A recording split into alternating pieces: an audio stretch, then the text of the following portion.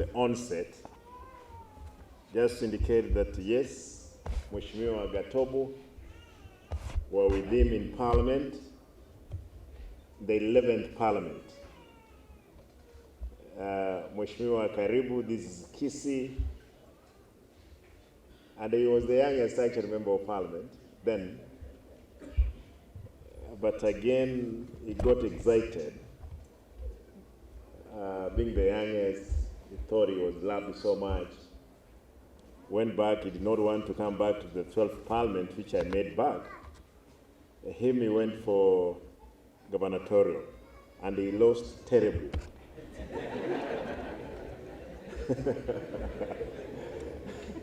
But I warned him. He used to be my good friend. Since then we have not met. Mheshimiwa, I warned you. Kaambia, wacha kidogo bwana. Wacha tujaribu tamu ya pili. But I'm happy that again is with SHOFCOM, the Deputy CEO. I want to really appreciate that you guys found time to come join with us today. My Deputy, Dr. Munda, Mr. Speaker, the Chairman Education Committee at the Assembly, Chairman Youth and Culture Committee at the Assembly, Honorable MCS, Executive Committees, representatives from SHOFCOM Group, the management of the Technical Institute represented here today, the coordinators of our Chiri program, representative from the Youth Fund, the Women Fund, ILO, and then MCA, county officials, youth leadership, and representatives from all parts of Kisii County. And I want to be categorical here. I'm happy to see our brothers and sisters from Kericho, Bomet, Narok, Migori, Nyamira, and the host, who are the Kisses. Karibuni sana. Karibuni sana. Jisikie nyumbani. We are one people. And I want just to point out that yes, Kisii is the hub. Kisii has 30 commercial banks. On top of those 30 commercial banks, we have a central bank. And this central bank, again, serves Kericho, Bomet, Nyamira, Kisii, Migori, Homa Bay, and a part of what? Narok. Therefore, again, if we were to be the city, this was be a city of this county. So the fact that yes, the county, they're talking Kalenjin, the Luos here, they're talking Luos, Kisses, we are one people. I want to welcome you, feel at home. This is the place to be. Vijana hoye. Mko? Haya, nikubalie niseme mambo machache, then I'll revert back on something else that we are supposed to be doing. I'm happy and delighted today to have shared the launch of the Technical and Vocational Training Sponsorship Program for the youth taking various courses in our technical institutions. I take this opportunity to thank SHOFCOM for choosing to help needy students to undertake training in various disciplines, which will enable them to earn a living. Over 300 trainees from the Agiri Center are benefiting from this sponsorship program this year, and 400 more students have been earmarked for the next year. It is important to note that the program by SHOFCOM has singled out orphans, partial orphans, and needy trainees for sponsorship, and I thank you for that. I'm also happy to recognize the efforts of the Director Center for Training and Development, that is CTD, Dr. Kefa Maranga, who upon my request also accepted to sponsor 65 students from the first purge of Agiri enrollment to take their art training in social work and properties. Properties, theater technology. Director and your student, please, I want to recognize you. Where are you? Thank you, Director Maranga. We're grateful for the 65 that you picked. And this has gone a long way. It is my pleasure to also thank the various institutions such as Nyaore Vocational Training Institute, Kisomo Aviation, Kisii Universal College, and the Center for Training, Kisii, who have partnered with SHOFCOM to train the youth in courses such as 1. Automotive engineering, plumbing, fashion design, electrical engineering, and hospitality, among others. When I launched the Ajiri Center with the aid of MasterCard Foundation here in Kisii about a year ago, I had a vision that the training program in ICT would go a long way in opening avenues for further training and the employment of our youth.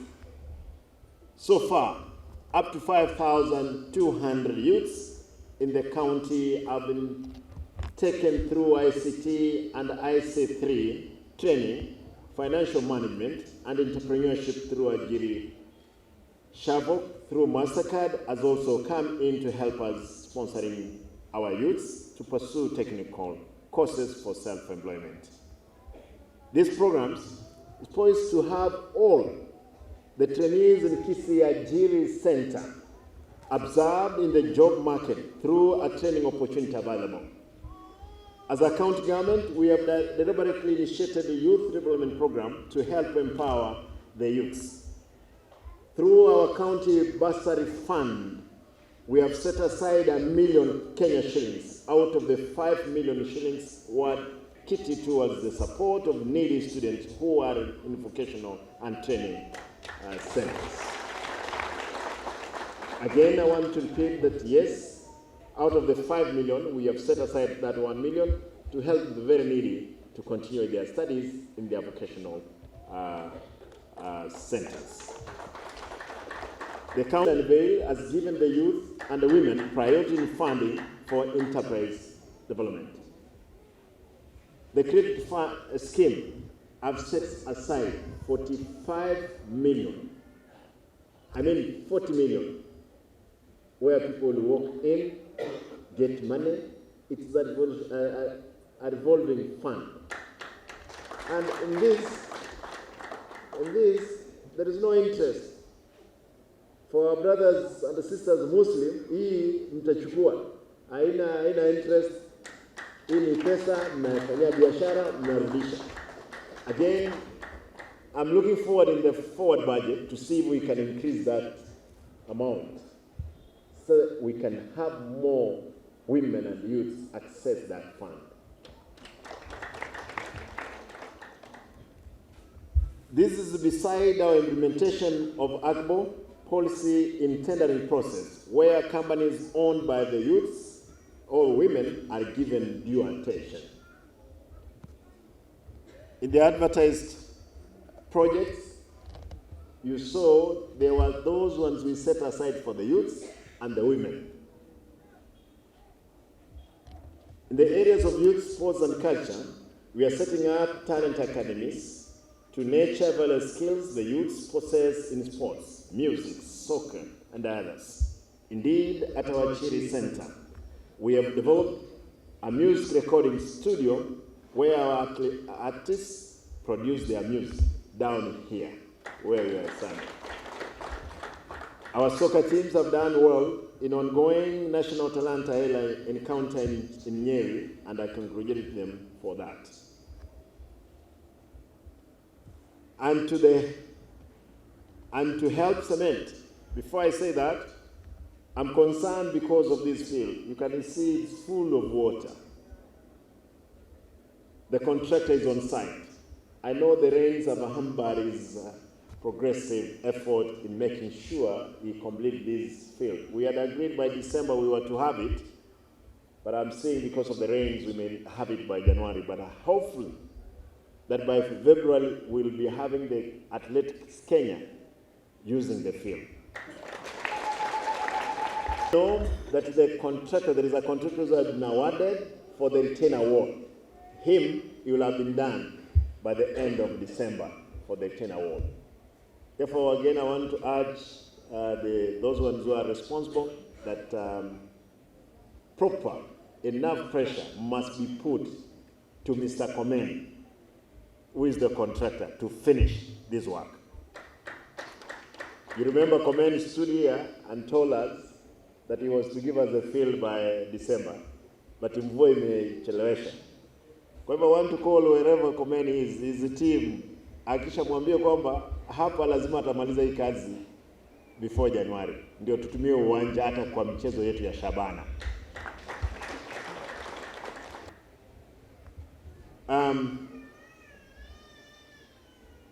And to help cement the youth empowerment drive, my administration is developing an agenda and a youth policy to effect that.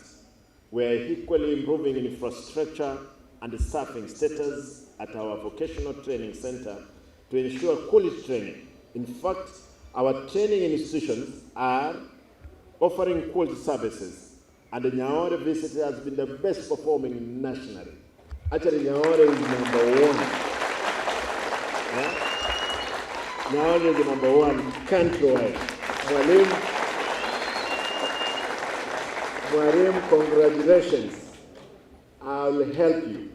I want to promise, over December, there is a special team which is coming to inspect that institution. They are coming from China to see how we are going to make it.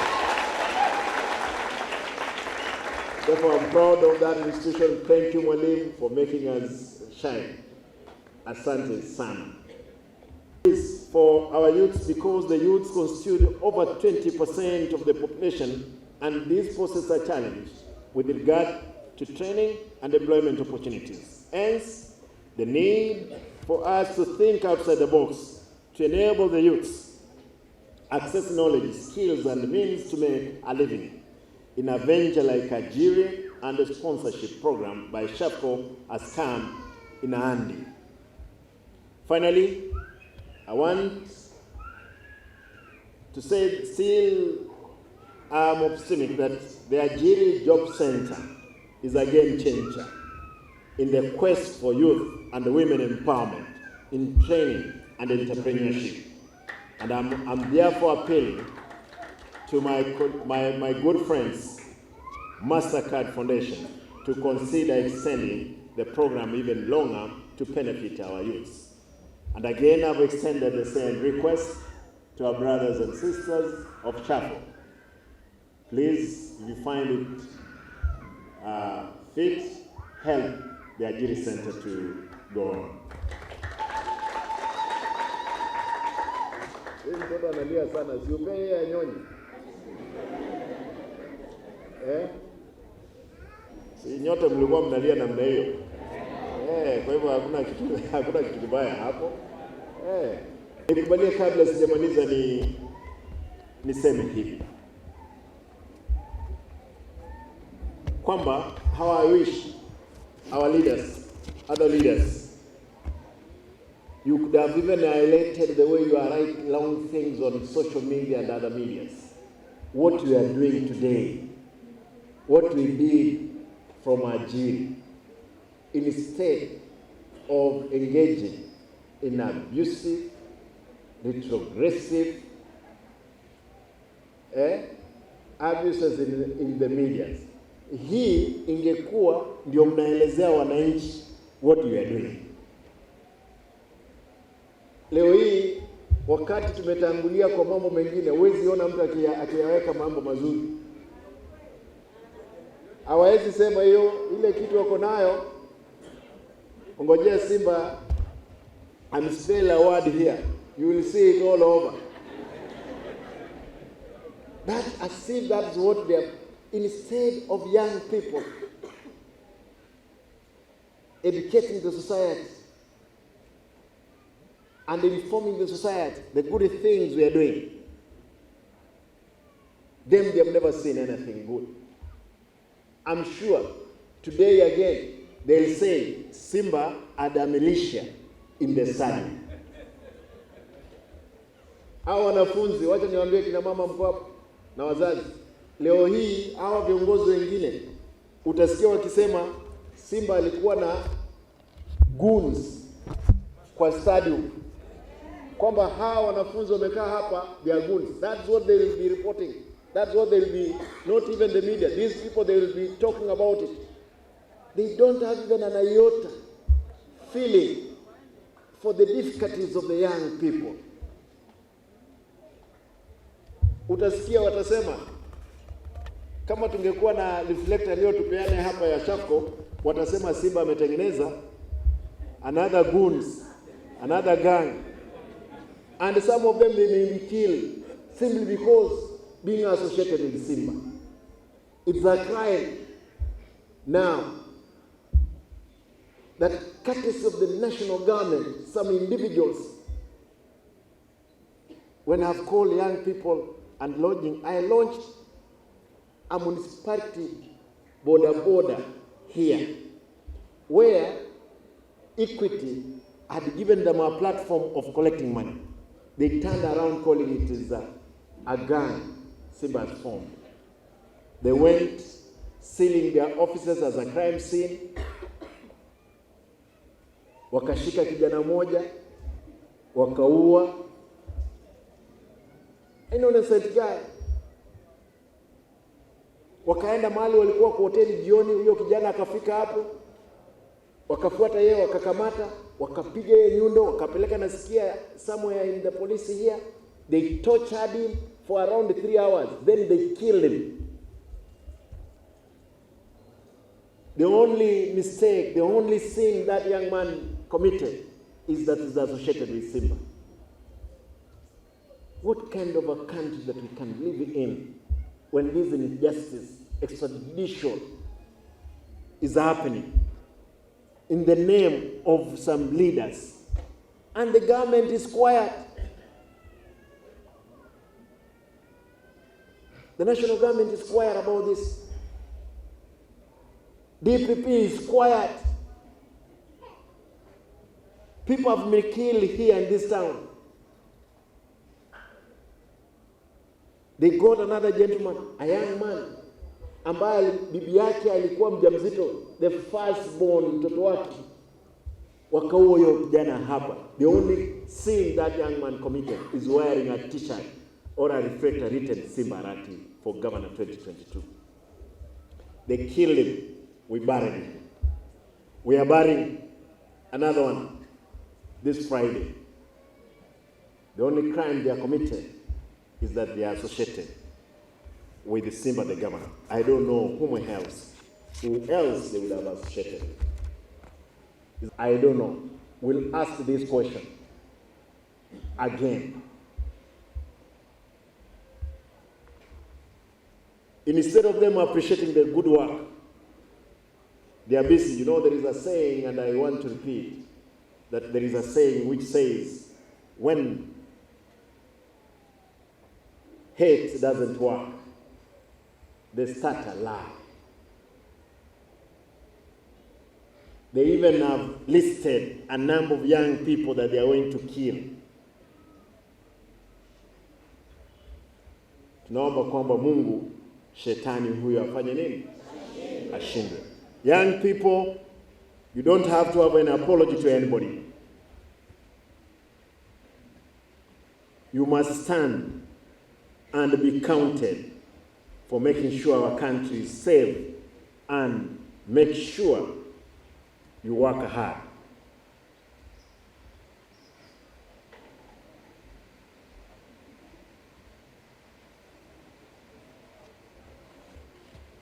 Now, and I want to say this. I've gotten a report today ya wale mnaongea pande ile, nataka msikize. Wacha niongee Kiswahili ndio wasikie, wengine inawezekana hata wasikie huko chini. Ripoti kutoka kwa benki ya Equity kwamba wale ambao walikuwa ni wanabodaboda sako ya Kisii Municipality wataanza kupata loan zao. Sasa kando na vita yote mnapigwa, wana bodaboda, tumekubaliana na benki hile kwamba itaanza kupeana loans kwa hao vijana. Pesa ambazo zilikuwa katika account 7 million, I got 2 million from the president, I gave 3 million and they collected. Yao wamekubali kwamba the app has started working, you will start receiving the loans. Ndiposa mfanye biashara. Kitu ya pili,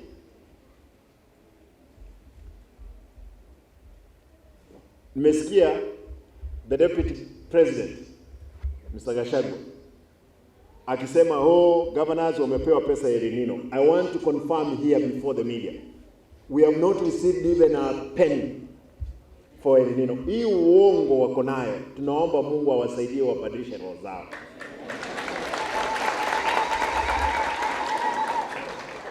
We have not received, there is no money. Kwa hivyo uongo mko nayo. Nasikia he has addressed the media akisema, unajua we have given counties El Nino in South Mugrango where we have been having perennial landslide. Right now watu wanakaa kwa shule, hatuna hata shilingi moja kusaidia wao.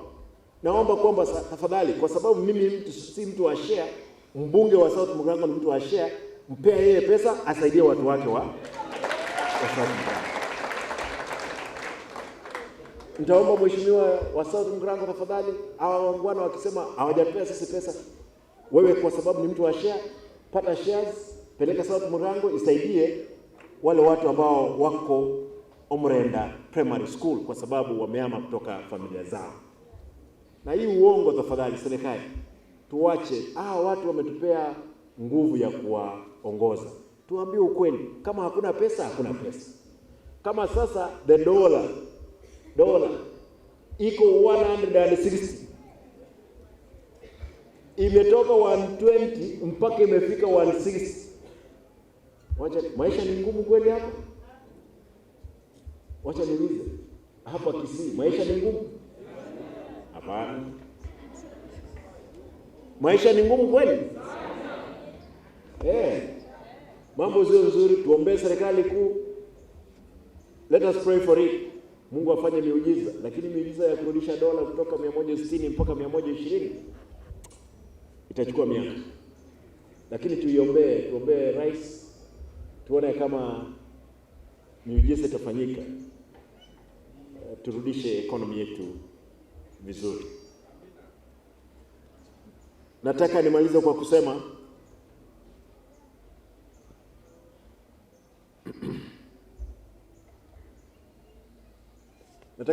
kusema kwamba wageni wote ambao mko hapo mmekaribishwa, na mjue kwamba Kisii is a safe place other than few incidents ambazo which are led by a gang of elected leaders.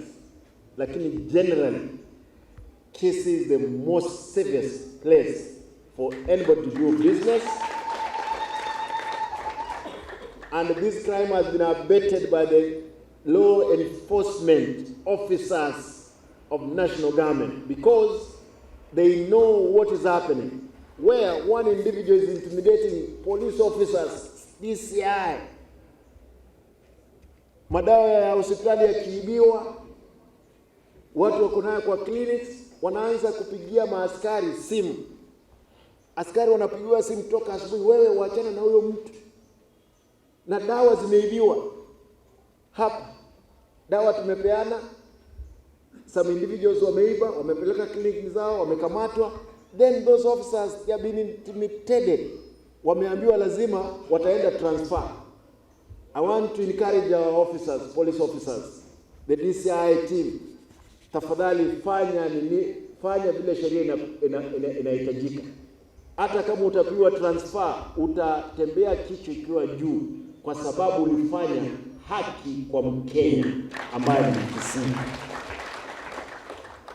There is no way we can have spent. I got an award from KEMSA of properly managing issues of drugs or medicine.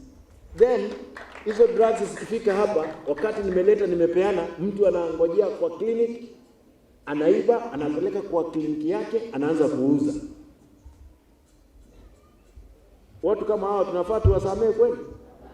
Si sheria ifanye kazi? That is it.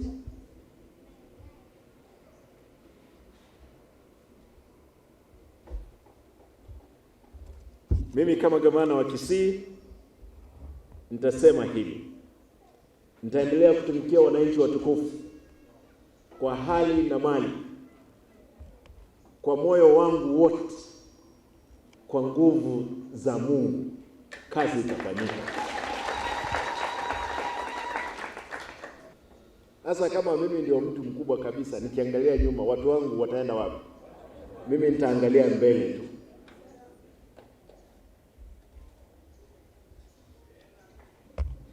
Nataka niwachie hapo niseme, with those many remarks, I call upon the youths in Kisii to visit the Ajiri Job Center here at the stadium and enroll for the training opportunities, and officially now launch the SHOFCOM program in Kisii.